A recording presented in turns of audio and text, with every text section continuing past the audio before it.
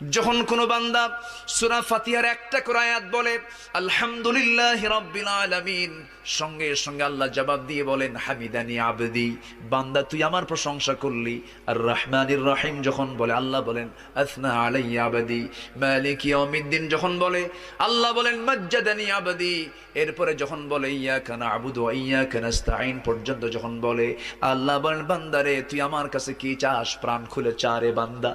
ইহদিনাস সিরাতাল মুস্তাকিম থেকে শুরু করে নিয়া ওয়ালাদ-দাল্লিন পর্যন্ত যখন বান্দা বলে তখন আল্লাহ বলেন বান্দা নামাজের মধ্যে এমন প্রেমের খেলা খেললি বান্দা, তুই যা চাইলি সব আমি আল্লাহ কবুল করলাম।